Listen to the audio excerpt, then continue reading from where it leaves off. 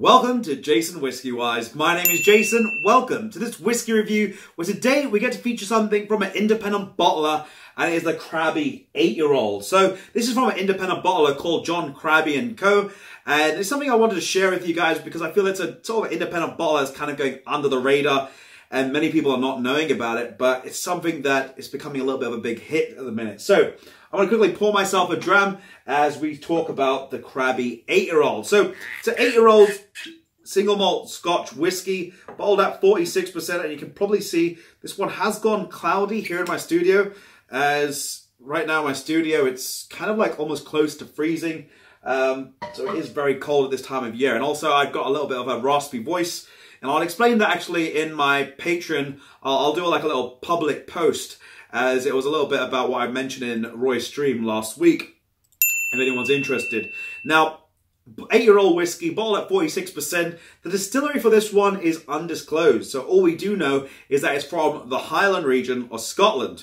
So very interesting that we're not knowing about the actual distillery, but John Crabbie himself is actually told me that they're building a distillery in Leith in Scotland, and in terms of the actual costs he has available to him, he's got some incredible stuff waiting in the pipelines. He's got some very interesting, and dare I say it, Macallan, Mortlach, even some other very interesting distilleries. So very interesting to see what they'll have coming up very soon as well, because so far they've only got 8, a 12, and I believe it's a 30-year-old, and the 30-year-old is pretty much sold out in the UK at the minute. So I think most of it at the minute has been sold all over the place, and some of it's working its way around the world. Now, in terms of the price point, you say, Jason, how much is a bottle of this?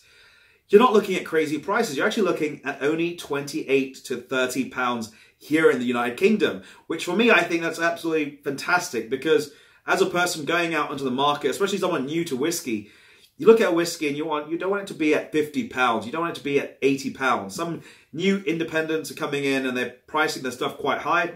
This one's coming in at an 8-year-old and at a price an 8-year-old whiskey should be at 30 pounds. So without further ado, let's jump straight into the nose of the whiskey. I just can't wait to get into it. Into the nose. So starting us off on the nose of this whiskey, and actually you can see behind me, Mr. Banana's got a little festive hat. I made him that this morning. But the nose of this whiskey, you get a nice, sweet, inviting character. It's actually almost like red fruits, red berries. I actually want to say it's like a cherry bakewell. And it's like a cherry bakewell, which is a cake that we get here. In terms of that, you then go into the citrus, but at the same time, stone fruits. For me, it's like satsumas. They're very little sort of like, look like oranges, but they're really small and very sweet. Nectarines. Peaches. You've got now a bit more of those stone fruits working their way through. And then it reverts back into those sort of red berries. And this is like dried, almost like dehydrated raspberries. The ones you kind of get in when you buy a massive tub of that, what's it called?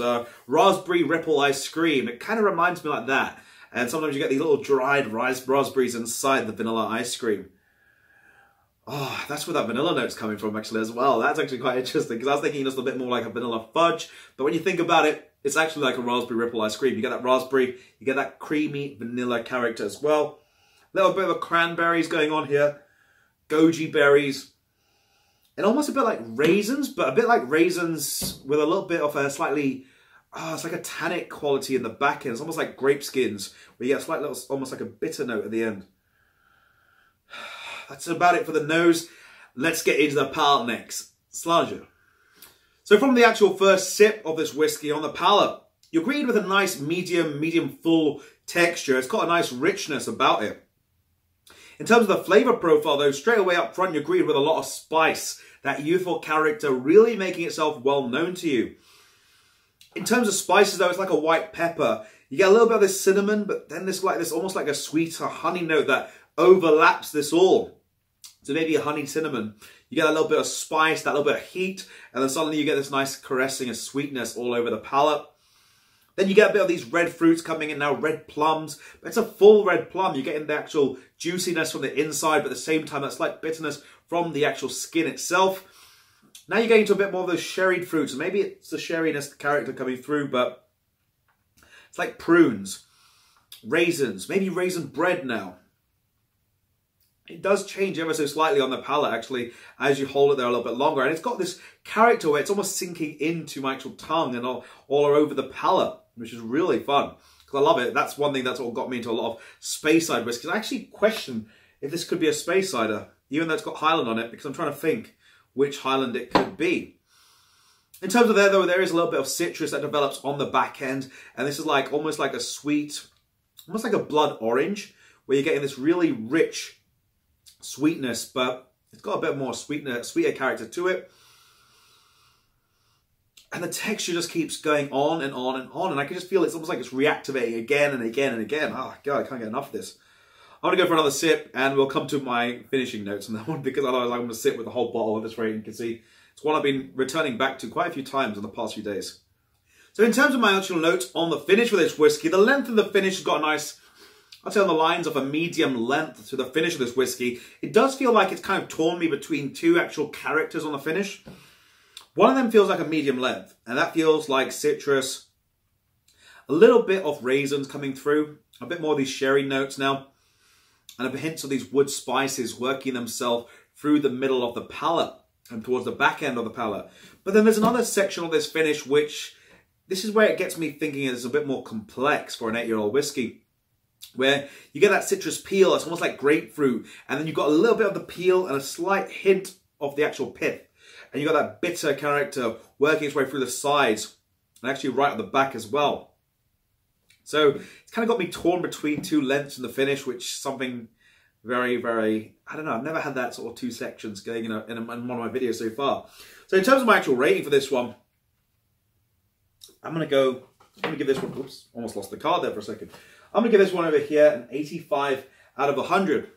Now in terms of what I'd have to say in my overall concluding notes, this one's a very interesting whiskey where on the nose you've got this very sweeter, easy approaching whiskey, and on the palate that's where the youthful character comes in, and that's where it starts to introduce you with these spices, the citrus notes, etc.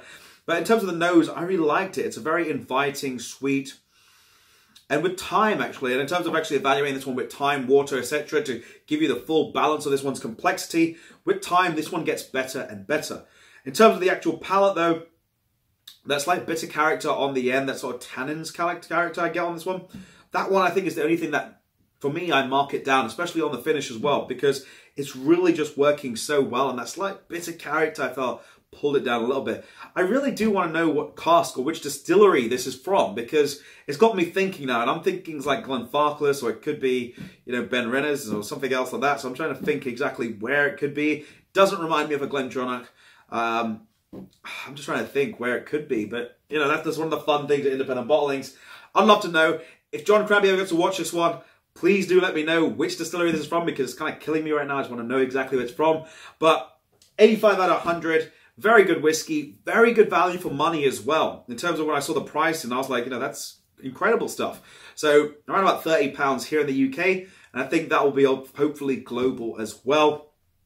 Doesn't need water. You can add a few drops, and it does actually reduce that slight tannic quality.